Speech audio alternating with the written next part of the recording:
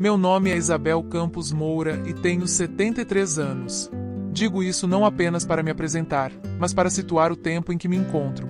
Um tempo em que a gente carrega mais lembranças do que planos, mais marcas do que novidades, e aprende a conviver com o silêncio que fica quando aqueles que amamos já não estão mais ao nosso lado. Vivo na mesma casa há mais de 40 anos, numa rua calma de Sorocaba, onde o sino da igreja anuncia as horas e os vizinhos ainda se cumprimentam com a cabeça. Foi aqui que construí minha vida ao lado de Augusto, meu marido, e foi aqui que meus 2 filhos cresceram, correram descalços pelo quintal, brigaram por pedaços de bolo e fizeram perguntas que só as crianças têm coragem de fazer. A casa tem marcas de tudo isso. A varanda, que Augusto pintava de branco todo janeiro, agora está descascada, mostrando camadas antigas como se fossem anéis de árvore. A cozinha ainda guarda o cheiro de pão fresco, como se o forno tivesse memória. Os quartos carregam ecos de vozes que já não moram mais aqui, mas que deixaram suas presenças gravadas nas paredes. E a sala? A sala foi testemunha de tantas conversas, risadas e até discussões que, hoje, quando me sento na poltrona de canto, sinto como se estivesse rodeada de fantasmas bons, memórias que me fazem companhia. Augusto era um homem simples, mas tinha uma grandeza que só quem conviveu sabe explicar. Trabalhava como técnico de manutenção, mas sua verdadeira paixão era cuidar da horta nos fundos. Ele dizia que plantar era a forma mais honesta de dialogar com o tempo. Você entrega uma semente hoje e o futuro responde em folhas verdes. Era paciente, observador, com aquele tipo de calma que me equilibrava nos dias em que eu queria resolver tudo de uma vez. Gostava de se sentar na varanda depois do jantar, com uma xícara de café na mão, e ficava ali, observando o movimento da rua, como se o simples fato de ver as pessoas passarem fosse suficiente para encher o coração. Quando ele adoeceu, foi rápido demais. Um diagnóstico de coração fraco, meses de idas e vindas ao hospital, e, de repente, uma manhã de agosto em que a casa se encheu de silêncio. Lembro-me de acordar e sentir falta até do som da respiração dele ao meu lado. Foi nesse dia que percebi que, quando o amor se vai, a ausência ocupa cada canto. O travesseiro, a cadeira, o cobertor dobrado, tudo parecia gritar que eu estava sozinha. Nos primeiros dias, aceitei toda a ajuda que me ofereceram. Daniel, meu filho mais velho, assumiu a frente dos papéis. Sempre foi prático, decidido, o tipo de homem que fala com voz firme, mesmo quando não tem certeza. Ele chegou com uma pasta preta, cheia de documentos, e disse: "Mãe, deixa isso comigo. Confia em mim." Eu confiei. Talvez porque estivesse fragilizada, talvez porque sempre acreditei que os filhos são extensões de nós mesmos, incapazes de nos ferir. Patrícia, minha filha mais nova, veio dormir comigo por algumas noites. É o coração da família, sensível, sempre pronta para um gesto de carinho. Preparava chás, me cobria com um chale que ela mesma tricotou e ficava sentada até eu pegar no sono. Nos olhávamos em silêncio, e eu sabia que ela também estava assustada. Mas, pouco a pouco, ela voltou para sua rotina: filhos, trabalho, compromissos. Ficaram apenas as visitas rápidas, os abraços apertados e a frase repetida: "Mãe, vai ficar tudo bem." Daniel, por outro lado, aparecia quase todos os dias, sempre com a pasta debaixo do braço e uma caneta já destampada. "Mãe, assina aqui. É só para liberar a pensão." "Mãe, precisa assinar isso para dar andamento no inventário." É só um reconhecimento de firma. O "é só" se tornou uma cantiga, repetida tantas vezes que eu já não prestava atenção nas palavras que vinham antes ou depois. Eu assinava. Minha vista cansada não ajudava, e meu coração ainda estava em luto demais para se deter em letras pequenas. Confiava nele como quem confia no sangue. Com o passar das semanas, comecei a notar ausências. Primeiro, o carro do Augusto, que estava sempre na garagem, desapareceu. Daniel explicou que vendera. Ficar parado só dá gasto, mãe. Eu não questionei. Depois, percebi que o relógio antigo, herança do avô do Augusto, não estava mais na estante. Levei para consertar, disse ele, olhando para outro lado. O último golpe foi descobrir que o terreno pequeno que tínhamos no bairro vizinho havia sido transferido. Quando perguntei, Daniel respondeu sem hesitar: "Melhor assim, mãe. Menos imposto. A senhora não precisa se preocupar. O problema é que eu comecei a me preocupar justamente porque ele repetia tanto que eu não precisava. Numa tarde, Patrícia chegou e me encontrou olhando para a pasta aberta. Os papéis estavam espalhados sobre a mesa, e eu tentava, com dificuldade, entender cada parágrafo. Ela fechou a pasta de repente, como quem protege algo de um olhar indevido, e disse: Mãe, deixa isso com o Daniel. Ele sabe o que faz. O importante é a senhora descansar. A voz dela tinha doçura, mas também uma pressa estranha, como se quisesse encerrar o assunto antes que eu tivesse chance de fazer perguntas. Aquela noite foi a primeira em que senti uma desconfiança real. Deitei na cama, olhei para o teto e me perguntei se eu ainda estava sendo a mesma mãe que sempre confiou demais, ou se estava me tornando uma mulher que começava a perceber o perigo escondido atrás das palavras "é só". No fundo, eu queria acreditar que nada daquilo era maldade. Queria crer que meu filho estava apenas tentando facilitar, que Patrícia só queria me poupar. Mas a sombra da dúvida havia entrado pela porta junto comigo, e uma vez que ela entra, não sai mais. E assim começou a história que nunca pensei que teria que contar. A história de como a confiança, que deveria ser o alicerce da família, se transformou na brecha por onde entrou o engano. Depois da morte de Augusto, os dias foram se misturando em um borrão de silêncio e papéis. O luto tem essa característica estranha. Ele tanto paralisa quanto empurra. Paralisa porque a gente não consegue sair da cama, não consegue comer, não consegue raciocinar. Mas também empurra, porque obriga a resolver coisas práticas que não podem esperar. O cartório, o banco, os impostos, tudo bate à porta justamente quando a dor ainda está fresca.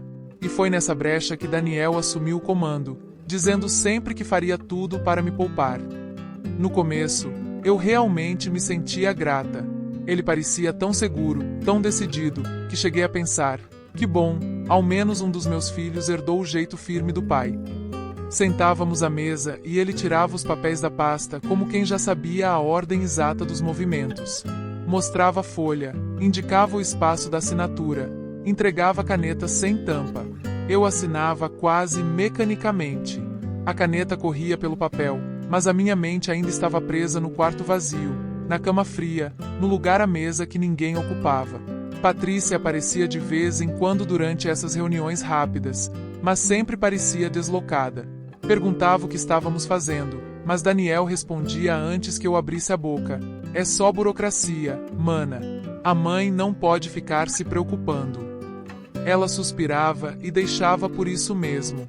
Às vezes saía para ligar para as crianças, às vezes ia direto para a cozinha preparar chá.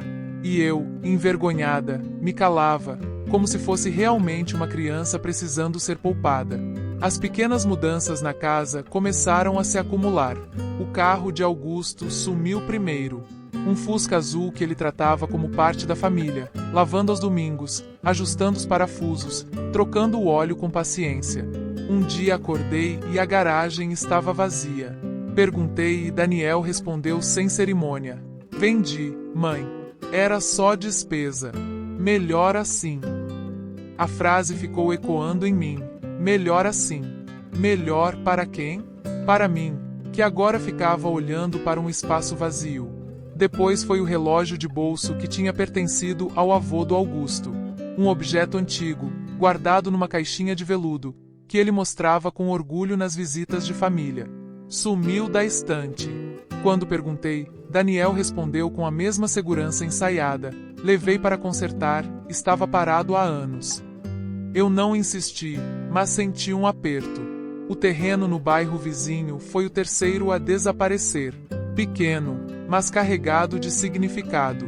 Augusto sempre dizia que era a garantia do futuro.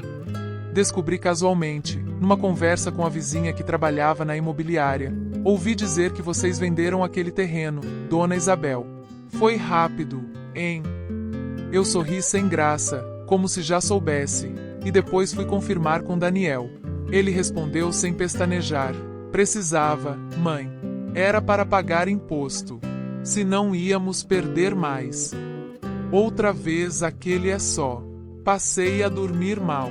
Não pelo dinheiro em si, mas pela sensação de que algo estava escorrendo pelos meus dedos sem que eu tivesse controle. À noite, deitada na cama que agora parecia grande demais, eu me perguntava se estava exagerando. Talvez fosse mesmo apenas uma fase, uma reorganização necessária.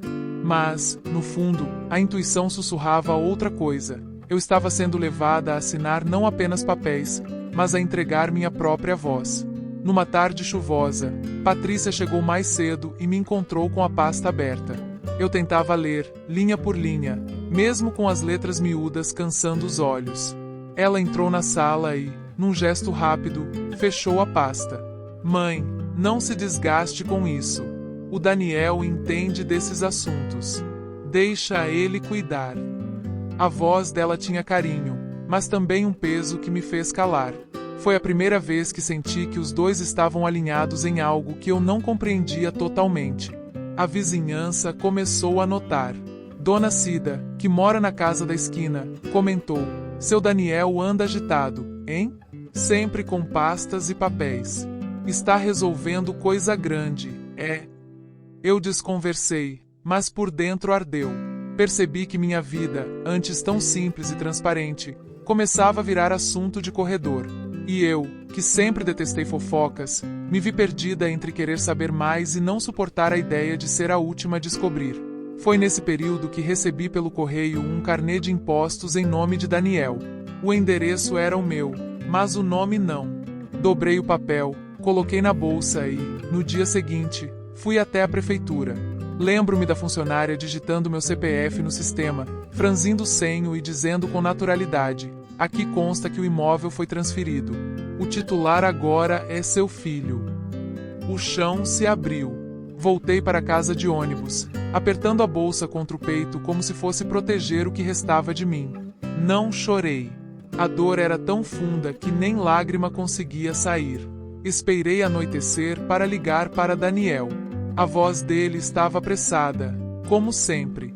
Expliquei o que tinha acontecido, e ele respondeu: mãe, calma.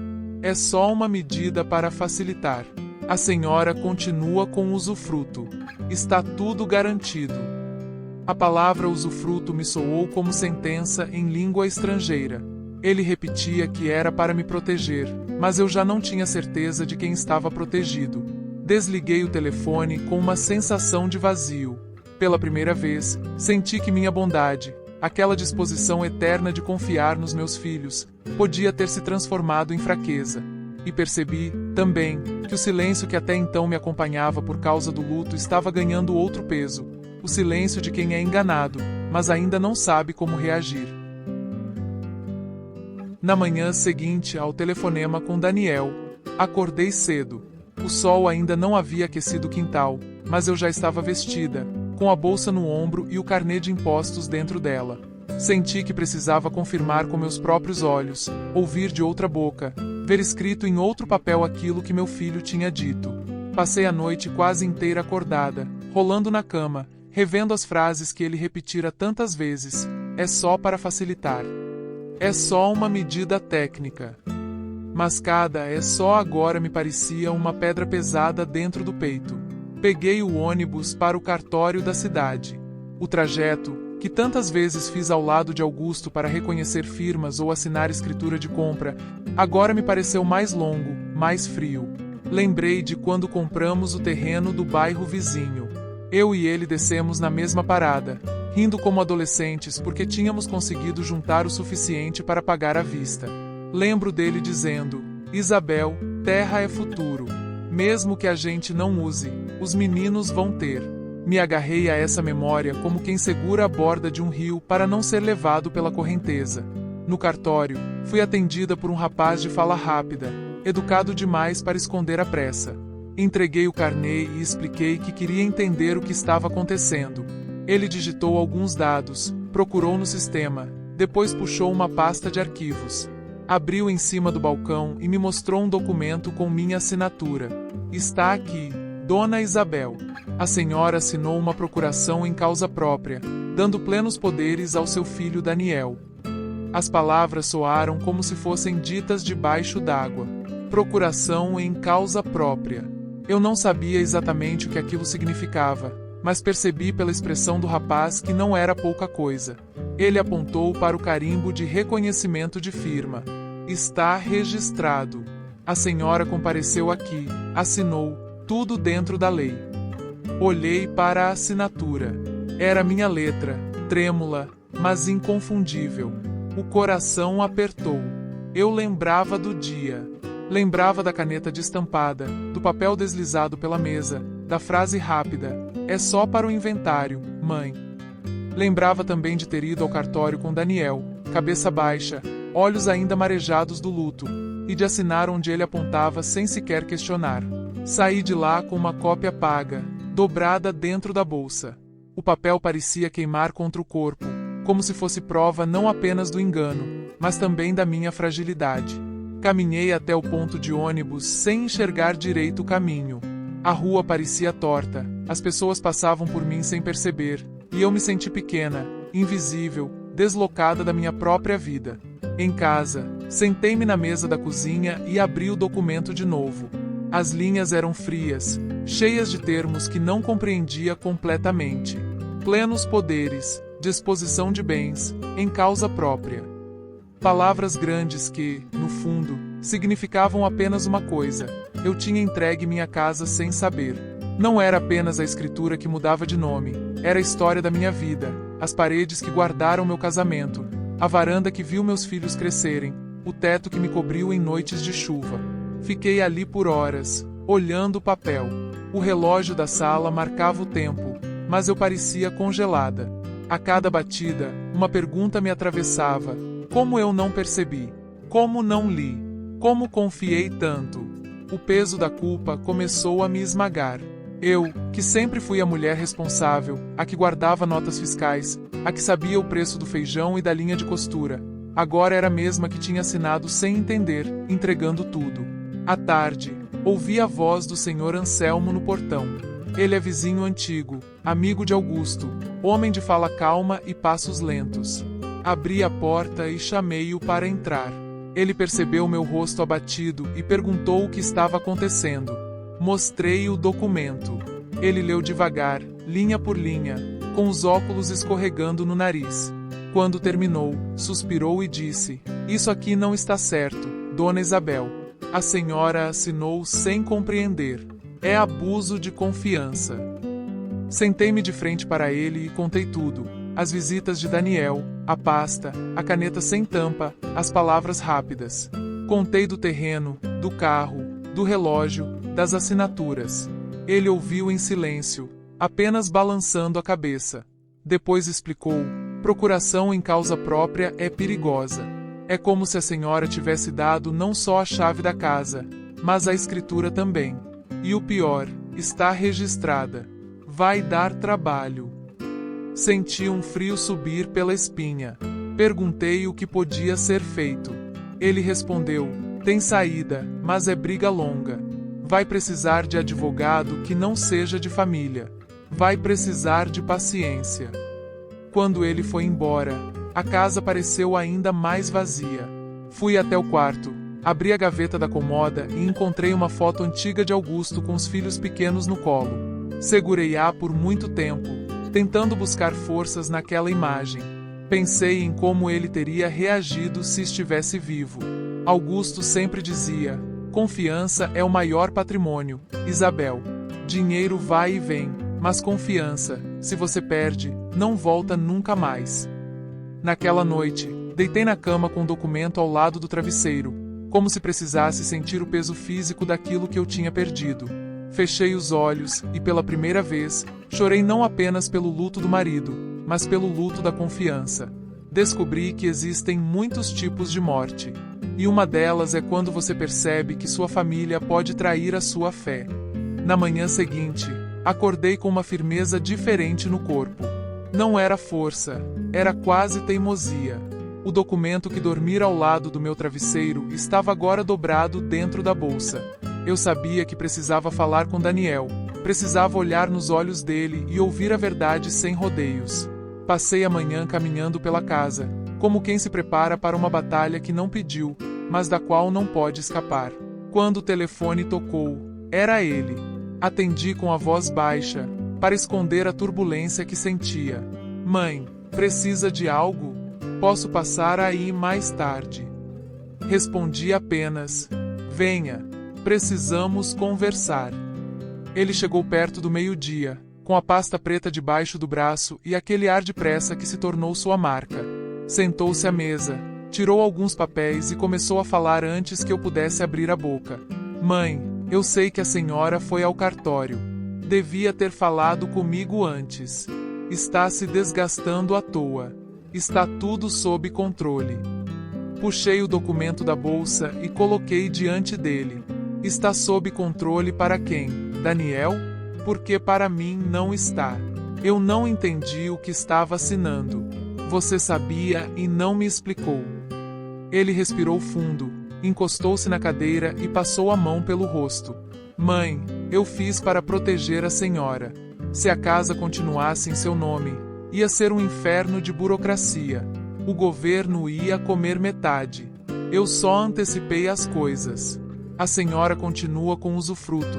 Ninguém vai tirar nada de você. A palavra usufruto voltou a me cortar. E por que não me disse? Porque não me explicou com clareza. Porque esperou que eu assinasse no escuro, como se fosse criança. O silêncio que se seguiu foi denso. Ele desviou o olhar, mexendo nos papéis, como quem procura uma justificativa impressa em alguma folha. A senhora estava abalada. Eu quis poupar. Se fosse explicar tudo, ia te deixar mais nervosa. A raiva subiu à minha garganta. Poupar? Eu passei a vida cuidando de você, Daniel. Acordando de madrugada quando tinha febre, trabalhando horas extras para pagar seus estudos, economizando cada centavo para que nunca te faltasse nada. E agora você diz que me poupou? Não, meu filho. Você me enganou. Ele levantou-se bruscamente, andando pela cozinha. Mãe, a senhora está sendo injusta. Tudo que eu fiz foi pensando em você. O advogado disse que era o melhor caminho. E agora o senhor Anselmo está colocando minhocas na sua cabeça. Naquele momento, a porta se abriu e Patrícia entrou, carregando uma sacola de compras. Ao ver a cena, parou, confusa. O que está acontecendo? Perguntou, deixando a sacola no balcão. Eu respirei fundo. Sua vez de saber. Daniel transferiu a casa para o nome dele. Eu assinei sem entender, e agora descubro que não tenho mais nada no meu nome. Patrícia arregalou os olhos, depois olhou para o irmão. É verdade. Daniel cruzou os braços. Já expliquei. Foi para proteger, para evitar impostos. Está tudo dentro da lei. Ela se aproximou, hesitante. Mãe, eu sei que parece estranho, mas eu confio no Daniel. Ele sempre cuidou dessas coisas. O importante é que a senhora tem o usufruto. Ninguém vai te tirar daqui. Senti o chão se afastar. A voz de Patrícia, que sempre me acalmou, agora parecia ensaiada. Você também sabia? Perguntei. Ela hesitou por alguns segundos antes de responder. Eu não sabia de tudo, mas sabia que ele estava resolvendo. Achei melhor não te preocupar. As palavras bateram em mim como vento frio. Minha própria filha, que me embalou no luto, agora confessava que também havia escolhido o silêncio. Sentei-me, cansada. Vocês acham que me proteger é me esconder a verdade. Mas a mentira pesa mais do que qualquer imposto. Vocês transformaram a casa da minha vida num segredo que eu não pedi. Daniel se aproximou, tentando colocar a mão no meu ombro. Afastei-me. Mãe, não faz isso. A senhora está contra nós.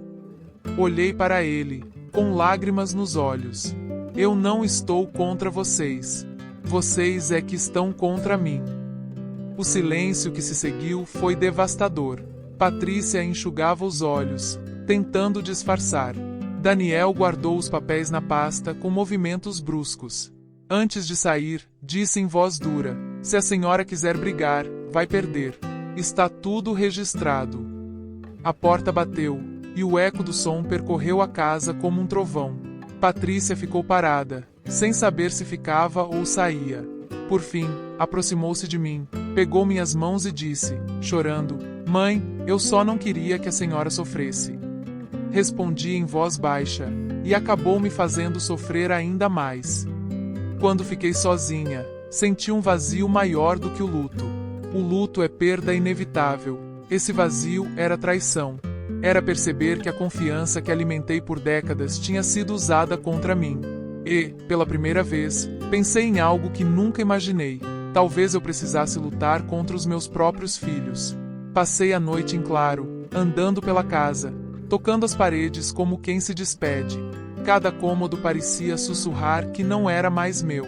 Foi nessa madrugada que decidi, não deixaria que eles apagassem minha história como se fosse um carimbo no cartório. Na manhã seguinte, acordei com os olhos pesados, mas o coração firme. Passei a madrugada revendo cada detalhe, cada palavra, cada assinatura. O silêncio da casa, que tantas vezes me confortou, agora parecia zombar de mim. As paredes ainda eram as mesmas, mas já não me pertenciam no papel. E eu sabia que, se não fizesse nada, em breve poderiam não me pertencer nem na vida. Foi o Sr. Anselmo quem me deu o empurrão que faltava. Bateu a porta logo cedo, trazendo pão fresco da padaria. Sentamos à mesa, e ele me perguntou com calma, e então, Dona Isabel? Vai deixar assim? Balancei a cabeça. Não posso. É minha vida, é minha história. Ele assentiu. Então é hora de procurar ajuda. Vou te levar à defensoria. Fomos juntos de ônibus, como dois cúmplices silenciosos. Eu olhava pela janela e via a cidade passando rápido, mas dentro de mim tudo parecia lento, pesado.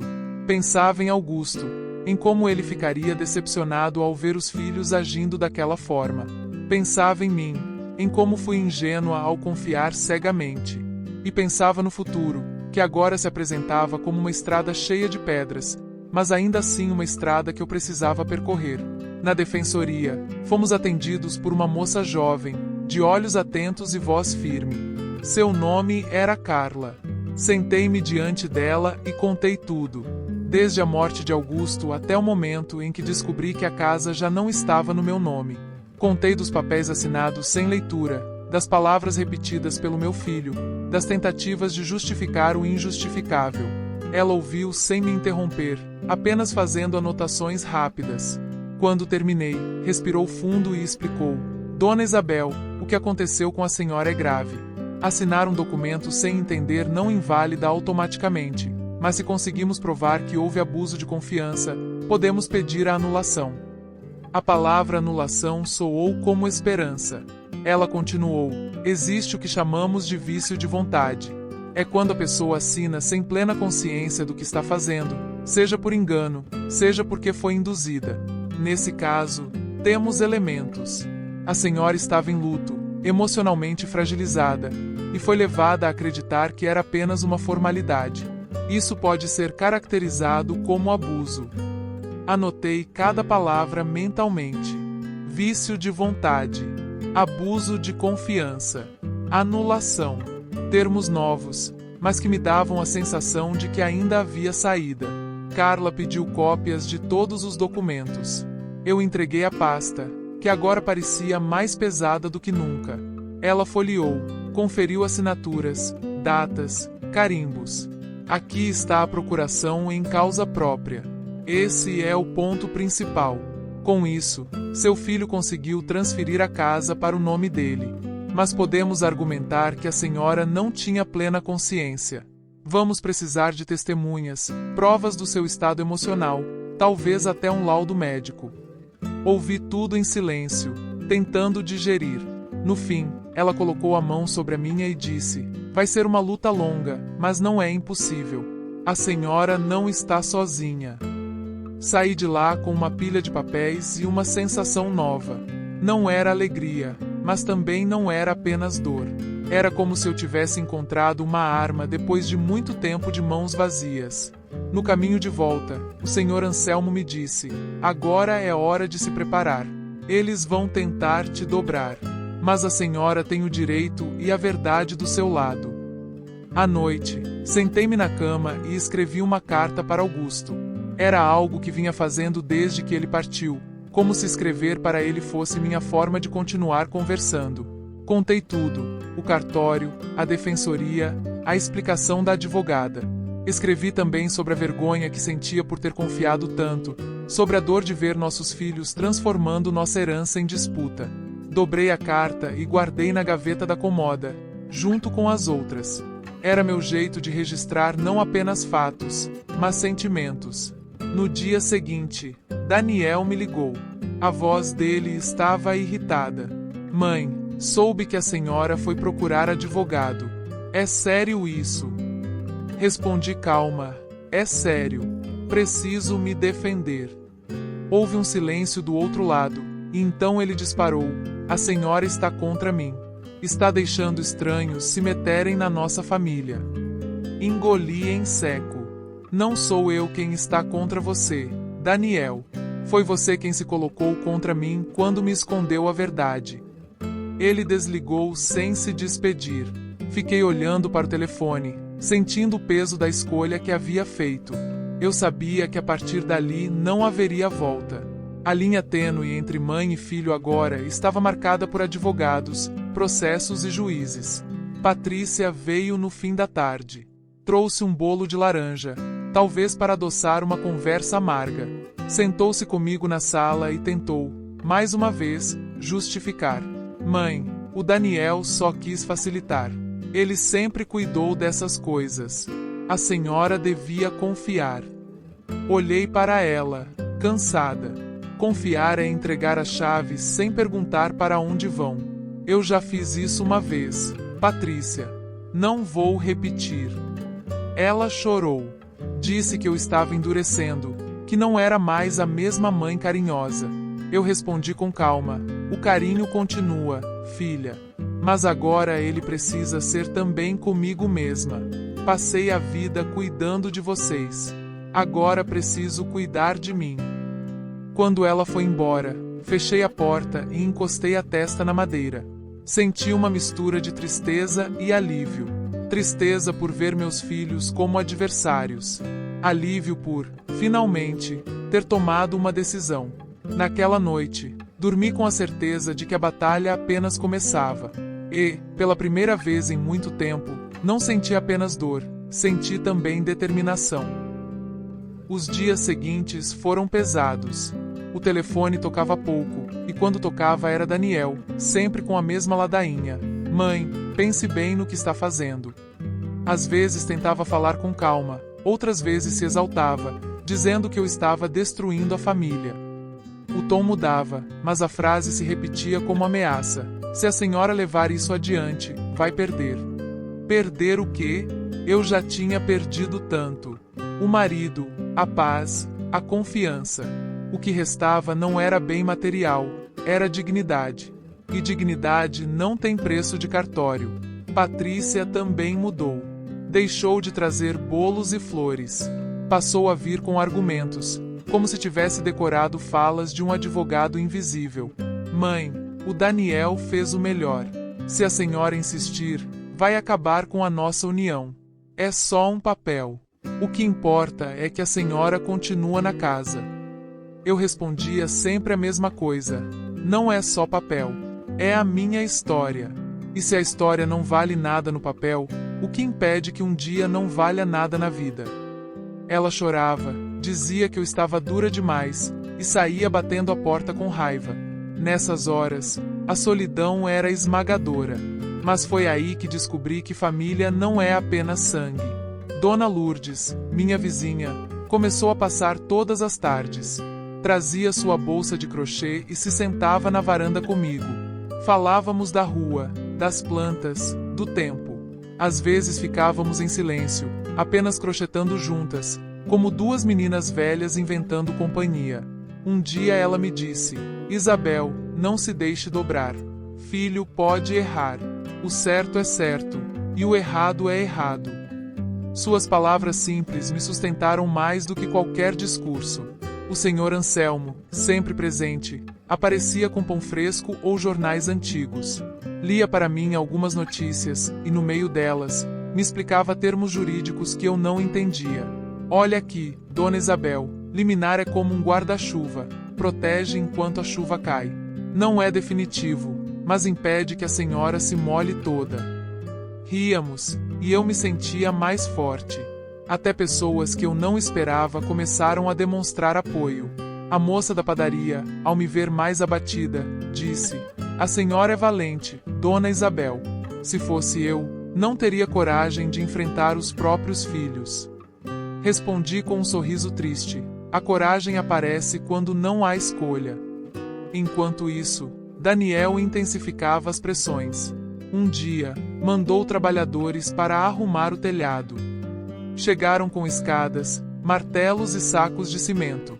Eu saí pela porta e disse: "Quem chamou vocês?" Eles responderam: "O dono." Fiquei em pé na soleira, braços cruzados. "Quem mora aqui sou eu. Não precisam de vocês." Ficaram sem jeito, murmuraram e foram embora. Sentei-me na escada da porta e chorei em silêncio. Não de medo, mas de indignação. À noite, Daniel ligou furioso: "Mãe, a senhora não pode atrapalhar tudo. Eu só quero valorizar o imóvel." Respondi com calma: "Não é imóvel, Daniel. É minha casa. E enquanto eu estiver viva, não vai ser obra de ninguém sem minha permissão." Ele ficou em silêncio, depois desligou sem se despedir. Apesar do peso, comecei a sentir dentro de mim uma resistência nova. O que antes era só dor começou a se transformar em convicção. Eu já não era apenas uma mãe decepcionada. Era uma mulher que tinha sido enganada e agora se levantava para lutar. Escrevi mais uma carta para Augusto naquela semana. Contei dos trabalhadores, da visita da Lourdes, do apoio de Anselmo. Contei também do vazio que sentia ao olhar para Daniel e Patrícia e não reconhecê-los mais como os filhos que eu criei. Mas finalizei dizendo: "Mesmo sozinha, não estou fraca. Aprendi com você que a gente precisa ser raiz, não folha levada pelo vento." Na defensoria, Carla me explicou que já tinham entrado com pedido de tutela antecipada. Se conseguirmos, eles não poderão vender, alugar ou transferir nada até o processo terminar. Perguntei quanto tempo levaria. Ela sorriu com paciência: "Justiça é lenta, Dona Isabel. Mas é melhor caminhar devagar na estrada certa do que correr no atalho errado." Voltei para casa pensando na frase dela. E percebi que, embora a estrada fosse longa, eu não estava mais parada. À noite, recebi uma ligação inesperada. Era minha neta, filha da Patrícia. Uma menina de 15 anos, voz tímida. "Vó, a mãe está brava, mas eu entendo você. Eu sei que a senhora não é injusta. Só queria dizer que estou do seu lado." As lágrimas escorreram pelo meu rosto. A juventude dela me trouxe esperança. Talvez a próxima geração ainda pudesse aprender que lealdade não se compra, se constrói. Naquela noite, dormi mais leve. Ainda havia dor, ainda havia incerteza, mas também havia algo novo: a certeza de que eu não estava sozinha. A espera foi longa, mas numa tarde de céu nublado o telefone tocou com a notícia que eu ansiava ouvir. Era Carla, a advogada da defensoria. Sua voz carregava a firmeza de quem sabe dar notícias difíceis, mas dessa vez havia um tom de vitória escondido. "Dona Isabel, conseguimos a liminar. A senhora pode permanecer na casa sem sofrer qualquer tipo de pressão ou ameaça até o processo ser concluído. Nenhuma obra, nenhuma venda, nenhum despejo pode ser feito sem a sua autorização." Senti as pernas tremerem. Sentei-me na cadeira da cozinha, segurando o telefone com as duas mãos, como se fosse um copo de água em dia de sede. Agradeci tantas vezes que ela riu do outro lado. "Não é definitivo, mas já é uma proteção. Agora eles vão ter que esperar a justiça decidir. E nesse tempo, a senhora não está desamparada." Desliguei e fiquei parada, ouvindo o silêncio da casa. Era o mesmo silêncio de sempre, mas naquele dia soava diferente. Não era mais silêncio de derrota, era silêncio de respiro. Peguei uma das cartas guardadas para Augusto e escrevi outra. "Meu bem, Hoje a justiça me devolveu o direito de permanecer na nossa casa. Ainda não ganhei a guerra, mas hoje venci uma batalha. No fim da tarde, como se pressentisse, Daniel apareceu. Entrou sem sorrir, a pasta preta debaixo do braço. Soube da liminar, disse, sem cumprimentar. Parabéns. Agora vai arrastar isso por anos. Olhei para ele. Calma. Prefiro arrastar por anos do que aceitar calada por dias. Ele bufou, largou a pasta na mesa e me encarou. Mãe, o que a senhora não entende é que eu não fiz nada contra você. Eu fiz para facilitar. Agora está transformando em inimigos os próprios filhos. Respondi baixinho. Não foram vocês que me deram inimigos, Daniel.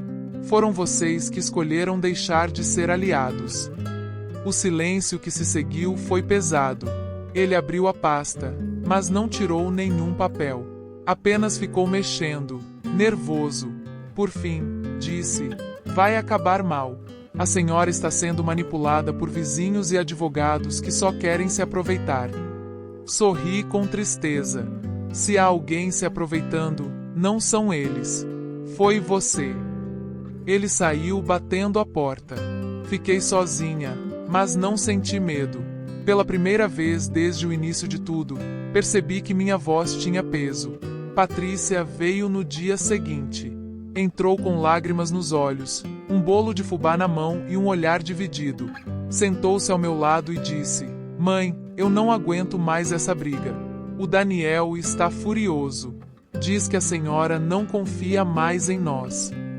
Respondi com carinho: Patrícia, confiança é como cristal. Uma vez quebrado, não volta a ser inteiro. Eu amei vocês mais do que tudo, mas não posso fechar os olhos para o que fizeram. Não se trata de amor, se trata de respeito. Ela chorou, encostou a cabeça no meu ombro e ficou em silêncio por longos minutos. Eu acariciei seus cabelos, lembrando das noites em que ela era criança e vinha para minha cama com medo de trovão. Agora era ela quem tremia, não de medo de trovão, mas de medo das consequências das escolhas feitas. À medida que os dias passavam, percebi que a notícia da liminar correu rápido pela vizinhança. Algumas pessoas vinham até mim para me dar apoio. Fez bem, Dona Isabel. A senhora não podia deixar barato. Outras comentavam de forma enviesada, como se fosse feio brigar com filhos. Eu sorria, mas no fundo já não me importava. Aprendi que cada um tem uma opinião, mas quem sente o peso é quem vive. Numa tarde, recebi uma visita inesperada. O padre da paróquia local, amigo antigo da família. Sentou-se comigo na varanda, pediu café e ficou ouvindo. Depois, disse apenas: Isabel, não sinta culpa. Justiça não é vingança. Justiça é equilíbrio. Aquela frase me deu paz. No processo, Carla explicou que a liminar era apenas o começo. Agora precisamos reunir provas. Testemunhas que possam confirmar seu estado de fragilidade. Vizinhos que tenham visto as mudanças. Vamos precisar mostrar que a senhora não sabia o que estava assinando. Eu concordei, pronta. Se fosse preciso expor minhas lágrimas, minhas fraquezas, minhas noites sem sono, que fosse. Eu já não tinha nada a esconder. Daniel passou a evitar vir. Mandava recados por Patrícia, que vinha tensa, tentando agradar as duas partes. Mas eu sabia que, no fundo, ela mesma começava a duvidar das escolhas do irmão. Uma noite, recebi outra ligação da minha neta. Vó, eu ouvi o pai brigando com a mamãe. Ele disse que a senhora é teimosa. Mas eu acho que teimosa é uma palavra feia para alguém que só quer ser respeitada. Ri entre lágrimas.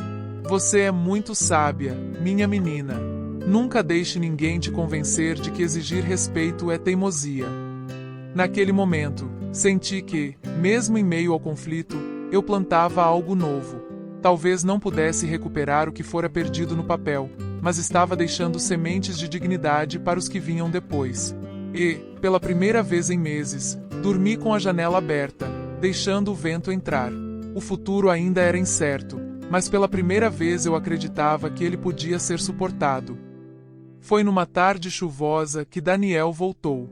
Não veio com a pasta preta, nem com a expressão dura de outros dias. Veio sozinho, sem avisar, e bateu à porta como um estranho. Quando abri, percebi que havia algo diferente nele, os ombros caídos, os olhos vermelhos, como se não tivesse dormido direito. Por um instante, vi o menino que um dia correu pela casa, de pés descalços, pedindo pão com manteiga depois da escola. Posso entrar, mãe? A voz dele estava baixa, quase trêmula. Fiz sinal para que viesse. Ele se sentou na mesa da cozinha, no mesmo lugar onde Augusto costumava ficar. Ficou um tempo em silêncio, mexendo nas próprias mãos, como se procurasse coragem.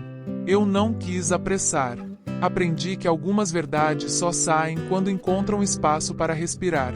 Finalmente, ele falou: Mãe, eu não sou um monstro.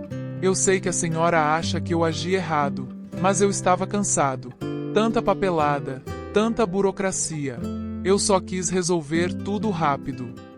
Olhei para ele com calma. Daniel, resolver rápido não significa esconder. Você podia ter me explicado. Podia ter me dado tempo. Eu não precisava ser poupada. Precisava ser respeitada. Ele respirou fundo, encostando-se na cadeira. Eu achei que estava fazendo certo. E, quando percebi, já estava feito. Eu não quis te machucar. As lágrimas escorreram pelos olhos dele.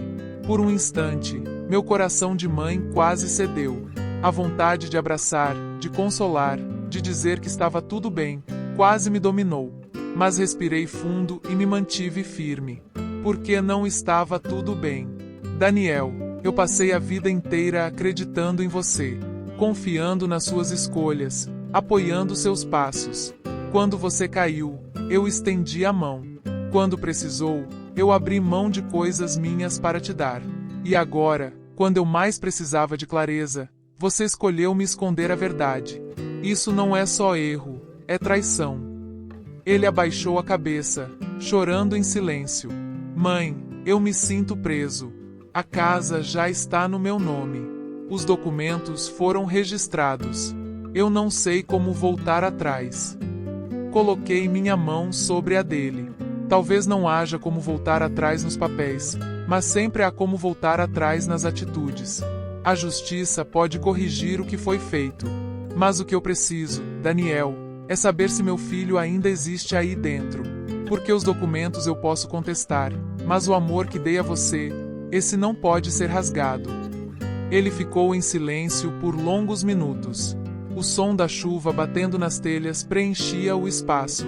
Eu observei como quem observa uma ferida que pode cicatrizar ou infeccionar.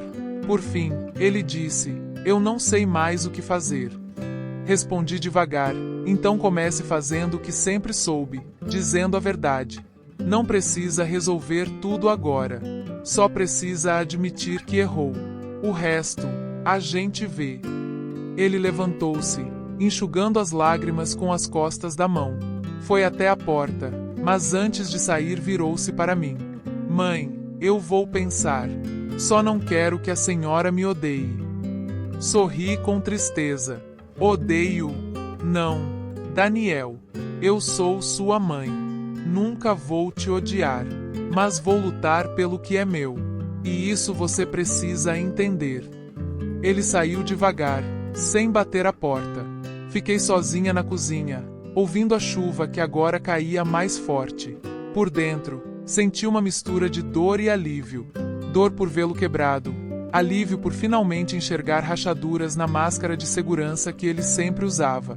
Talvez ainda houvesse esperança de recuperar não a casa, mas o filho. Naquela noite, sentei na poltrona da sala e escrevi mais uma carta para Augusto. Contei do choro de Daniel, da confissão de cansaço, da minha própria dificuldade em separar o coração da razão. Escrevi: ele ainda é nosso menino, mas perdeu-se pelo caminho. Se eu conseguir segurar a mão dele de novo, talvez encontre forças para perdoar. Mas até lá, preciso ser forte. Nos dias seguintes, Daniel não apareceu. Patrícia vinha com mais frequência, mas percebi que seu tom estava mudando. Já não defendia o irmão com tanto fervor. Um dia, disse baixinho: Mãe, ele está perdido. Eu mesma já não sei o que pensar. Peguei sua mão e respondi: então pense no que é certo, não no que é fácil. Ela chorou e concordou com um aceno. Recebi também a visita de minha neta, que trouxe flores simples do jardim. Vó, eu só quero que a senhora fique feliz. Abracei-a forte, sentindo o perfume de infância no cabelo dela. Minha querida, a felicidade é uma árvore que leva tempo para crescer, mas você me dá sombra mesmo sendo semente. Naquela noite, dormi em paz. Pela primeira vez em muito tempo, senti que, apesar da batalha, havia algo florescendo dentro de mim. A certeza de que minha voz estava de volta, e ninguém poderia calá-la.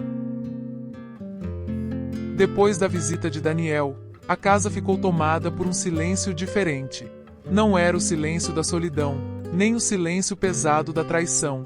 Era como se o ar tivesse ficado em suspenso, esperando o próximo passo. Passei dias tentando organizar meus pensamentos, limpando armários, regando plantas, como se arrumar a casa fosse também arrumar a alma. Foi numa dessas manhãs que decidi começar a escrever. Lembrei das palavras da advogada Carla. A senhora precisa registrar sua versão. Isso pode ser útil no processo, mas também vai ser importante para si mesma. Então comprei um caderno azul, de capa simples, e comecei pela infância. As primeiras páginas foram trêmulas. Minha letra já não é firme como antes, mas cada palavra que surgia parecia trazer de volta pedaços esquecidos de mim. Escrevi sobre a casa de madeira onde cresci, sobre minha mãe me ensinando a costurar com pedaços de pano, sobre meu pai chegando com um cheiro de fábrica impregnado na roupa. Escrevi sobre quando conheci Augusto, o baile simples da cidade, o jeito tímido com que ele pediu minha mão para dançar. À medida que as memórias vinham, eu chorava e sorria ao mesmo tempo. Descobri que, ao registrar minha história, eu estava tomando de volta aquilo que tentaram me roubar. A sensação de pertencimento. Talvez os papéis do cartório dissessem que a casa não era mais minha, mas aquelas paredes só faziam sentido porque guardavam a vida que eu vivi nelas. E essa vida ninguém podia transferir. Passei a escrever todos os dias. Às vezes no café da manhã, às vezes antes de dormir. Escrevia não só lembranças, mas também sentimentos.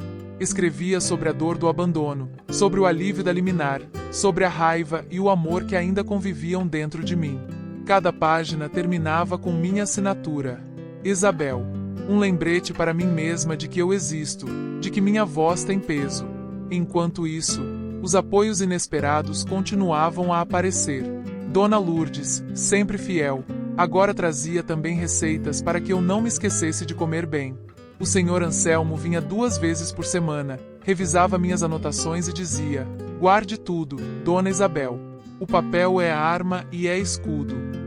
Até a moça da farmácia, ao me entregar os remédios, comentou: força, a senhora está dando exemplo. Essas pequenas demonstrações me davam ânimo. Percebi que eu já não dependia mais apenas dos meus filhos para me sentir parte de algo. A comunidade ao meu redor estava me resgatando de uma invisibilidade que eu mesma não sabia que tinha caído. Numa tarde, Patrícia apareceu com olhos inchados. Sentou-se ao meu lado, sem dizer nada por alguns minutos. Depois confessou: mãe, eu sei que o Daniel errou. Eu fiquei do lado dele porque não queria conflito.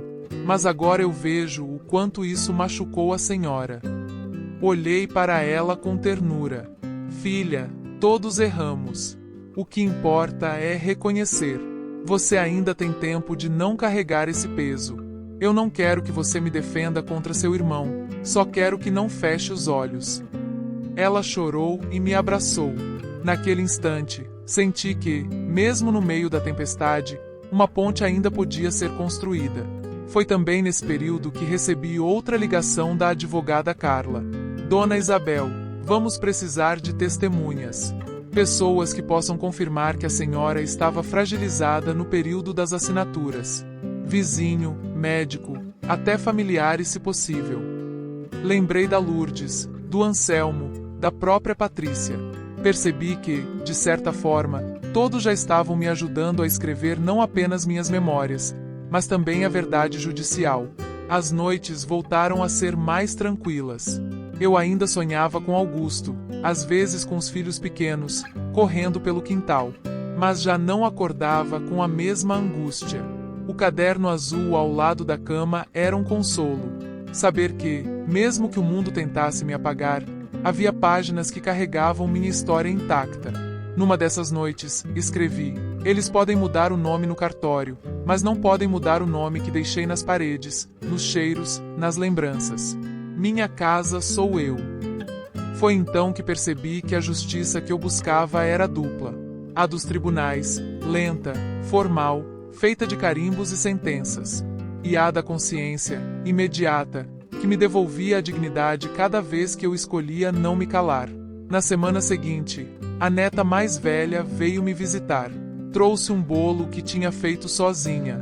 Sentamos juntas na cozinha, e ela pediu para ler uma das minhas memórias. Mostrei uma página em que descrevia o dia do nascimento da mãe dela, Patrícia. Ela leu em silêncio, depois me abraçou forte. Vó, a senhora precisa guardar isso. É lindo. É sua herança. Chorei, porque entendi. Mesmo que os papéis dissessem outra coisa, eu ainda tinha muito a deixar. Talvez mais do que uma casa, mais do que terrenos. A história de uma vida inteira.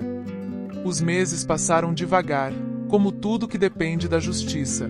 Cada ida à defensoria era uma repetição de termos técnicos, prazos, recursos. Carla me explicava com paciência, traduzindo o jurídico para a linguagem da vida. Ainda vai levar tempo, Dona Isabel. Mas não desanime. O fato de a senhora estar protegida já é uma vitória. E eu aprendi a enxergar essa vitória.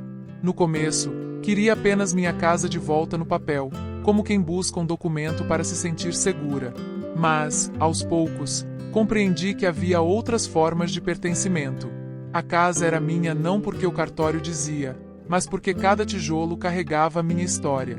Quem viveu nela fui eu, quem chorou e sorriu nela fui eu. E nada podia apagar isso. Daniel passou a vir pouco. Às vezes mandava mensagens secas, outras vezes simplesmente sumia por semanas. Eu sofria, claro. O silêncio de um filho dói mais do que qualquer sentença. Mas percebi que não podia mais viver na expectativa da visita, do telefonema, da desculpa que talvez nunca viesse. Eu precisava viver por mim. Patrícia, por outro lado, se aproximou. Talvez pela culpa, talvez pela percepção de que havia errado, começou a me visitar mais. Trazia frutas, ajudava com a limpeza, lia comigo algumas páginas do caderno azul. Um dia, chorando, disse: Mãe, eu não quero que a senhora pense que eu fui contra você. Eu só tive medo de perder a família. Segurei suas mãos. Filha, você não me perdeu. Mas também não pode fechar os olhos quando algo está errado. Amor sem verdade é só ilusão. Ela concordou, e naquele dia senti que, ao menos com ela, havia uma chance de reconstrução. As cartas para Augusto se acumularam. A gaveta já mal fechava de tantas folhas dobradas. Às vezes eu as relia, às vezes apenas colocava mais uma, como quem acende uma vela em altar silencioso.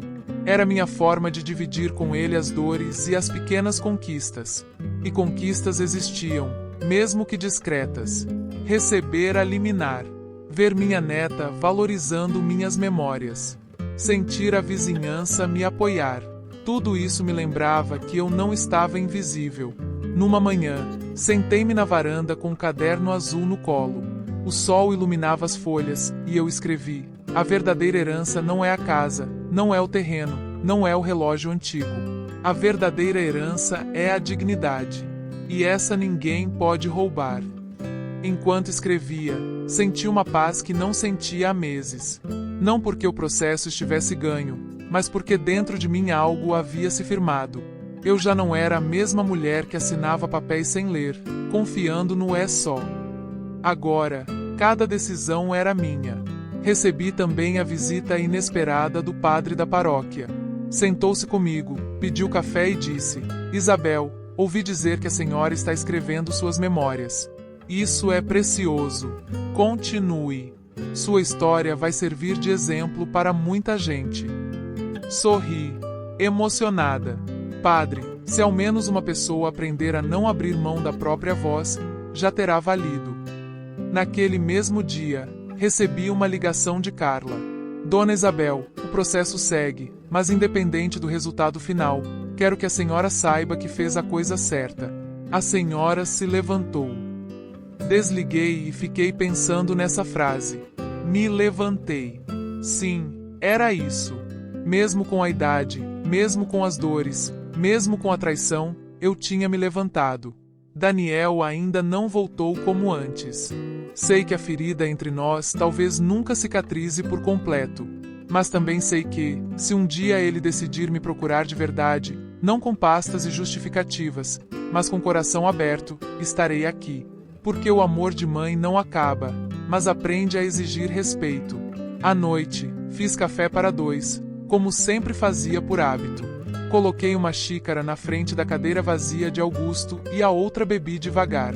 Pela primeira vez, não doeu tanto. Entendi que ele continua ali, não no corpo, mas nas raízes que plantamos juntos. Antes de dormir, escrevi mais uma página no caderno. Hoje não chorei. Hoje apenas vivi.